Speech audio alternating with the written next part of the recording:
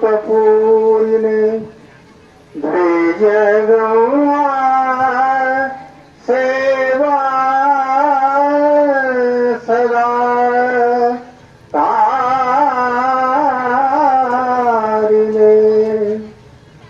स्वामी अप्रभुरो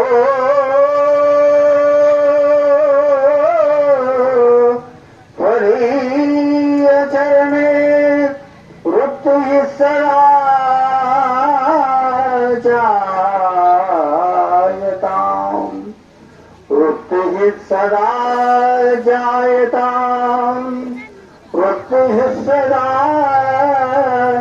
जायताम् जय जय शिव पार्वती पति हर हर महादेव। सद्गुरुनाथ महाराज की जय। श्री सद्गुरुनाथ महाराज की जय। जय जय शिव पार्वती पति हर हर महादेव।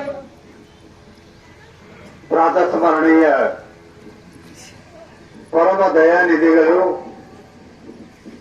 ಲೋಕೋದ್ಧಾರ ಕರ್ತೃಗಳಾಗಿ ಅವತರಿಸಿರ್ತಕ್ಕಂಥ ಎನ್ನ ಪರಮಾರಾಧ್ಯ ಕಾದರವಳ್ಳಿಯ ಶ್ರೀಗಳವರ ಚರಣಾರವಿಂದಗಳನ್ನು ಎನ್ನ ರುಚ್ ಪೀಠದಲ್ಲಿ ಪ್ರತಿಷ್ಠಾಪಿಸಿಕೊಂಡು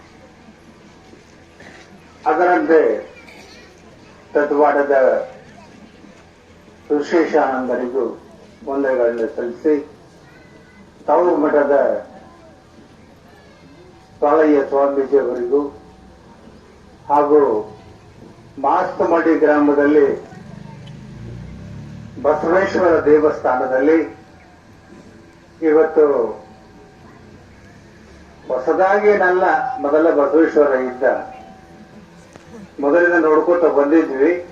ಆದ್ರೆ ಅದು ಜೀರ್ಣ ಮತ್ತು ಶೀರ್ಣ ಆಗಿತ್ತು, ಅಂದ್ರೆ ಮೊಪ್ಪಾಗಿತ್ತು. ಮೊಪ್ಪಾಗಿರುವಂತವರಿಗೆ ತಾಕತ್ತು ಕೊಟ್ಟಿದ್ದೀರಿ. ಮೊಪ್ಪಾಗಿ ಬಹಳಷ್ಟು ಮಂದಿರ ಇದೇನಾಗಿತ್ತು, ಹಳಿದಾಗಿತ್ತು, ಬಹಳ ಹಳಿದಾಗಿತ್ತು. ಅದನ್ನೆಲ್ಲ ನಿಮ್ಮ ಭಕ್ತಿಯ ಶಕ್ತಿಯಿಂದ ಅದರೊಂದು ಸುಂದರವಾದಂತ ಮಂದಿರವನ್ನ ಕಟ್ಟಿ ಆ ಮಂದಿರದೊಳಗೆ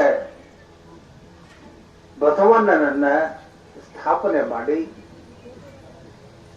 ಜೊತೆಗೆ ಆ ಬಸವಣ್ಣನ ಎದುರಿಗೆ ಒಬ್ರು ಮಾಲಕರಿದ್ದಾರೆ. ಯಾರವರು? ಈಶ್ವರಲಿಂಗ. ಅವನನ್ನ ಇಟ್ಟು ಬಸವಣ್ಣನನ್ನ ಮುಂದೆ ಇಟ್ಟಿದ್ದೀರಿ.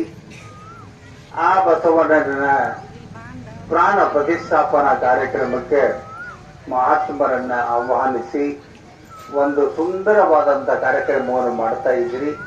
ಇಂತಹ ಒಂದು ಕಾರ್ಯಕ್ರಮವನ್ನು ಮಾಡ್ತಾ ಇರುವಂತ ಮಾಸ್ತಮರಳಿಯ ಸಮಸ್ತ ಸದ್ಭಕ್ತವೃಂದಕ್ಕೂ ಹಾಗೂ ತಾಯಂದರಿಗೂ ನನ್ನ ವಂದನೆಗಳು.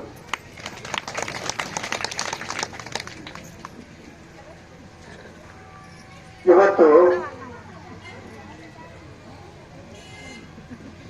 ಮಠ ಮತ್ತು ಮಂದಿರಗಳ ಅವಶ್ಯಕತೆ ಏನಿದೆ? ಈ ಒಂದು ಮಂದಿರ ಕಟ್ಟಿದೀವಿ ನಾವು,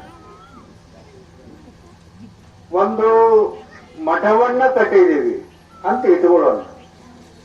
ಮಠ ಮಂದಿರಗಳಲ್ಲಿ ಏನು ಒಂದು ವ್ಯವಸ್ಥೆ ಇರ್ತದೆ, ಆ ಮಠಗಳನ್ನ ಮಂದಿರಗಳನ್ನ ಕಟ್ಟಿದಾಗ ನಮ್ಮ ಭಾವನೆ ಏನಾಗ್ತಾವು ಅಂತ ಕೇಳಿದರೆ, ಅಲ್ಲಿ ಅವಕ್ಕೆ ದೇವರು ದೇವರು ಅಂತ ಕರಿತೀವಿ ನಾವು. ದೇವರು ಅನ್ನೋದು ಅರ್ಥ ಏನ್ರದು? ದೇವರು ಅಂತ ಕರೆದಿವಿ ನಾವು. ಬಸವಣ್ಣನಿಗೆ ದೇವರು ಅಂತ ಕರೆದಿವು. ಮತ್ತೆ ನೀವು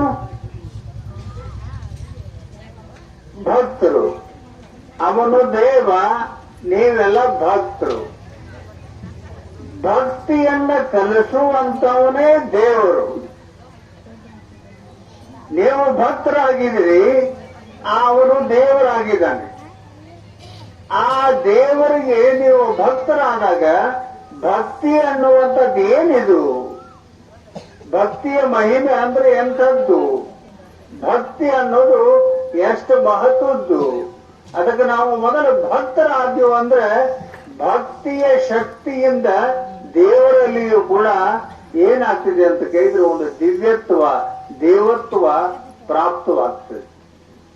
ಇವತ್ತೇನೋ ಪ್ರಾಣ ಪ್ರತಿಷ್ಠಾಪನೆ ಮಾಡಿದ್ರು, ಶಿಲೆಯ ಧರ್ಮವೆಲ್ಲ ಹೋಗಿ ಆ ಶಿಲೆಯಲ್ಲಿ ಒಂದು ಕಲೆ ನಿರ್ಮಾಣವಾಗಿ ಅಲ್ಲಿ ದೇವ ಕಳೆ ಪ್ರಾಪ್ತವಾಯಿತು.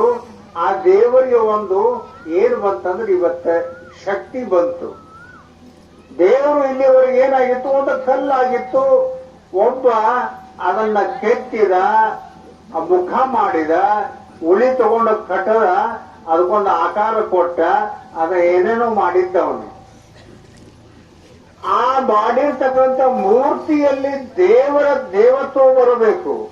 ಅದಕ್ಕಂತಾರೆ ಅವರು ಪ್ರಾಣ ಪ್ರತಿಷ್ಠಾಪನಾ ಶಕ್ತಿ, ಪದಗತ ಶಕ್ತಿ, ಮುಂದೆ ಪಂಚಭೂತಗಳಲ್ಲಿರುವಂತ ಸಹಜ ಶಕ್ತಿಗಳು. ಈ ಶಕ್ತಿಗಳಂತೆ ಇವತ್ತೇನಾಯಿತು ಅಂದ್ರೆ ಆವಾಹನವಾಗಿ ಆ ಒಂದು ಪ್ರಾಣ ಪ್ರತಿಷ್ಠಾಪನಾ ಶಕ್ತಿ ಬಂತು.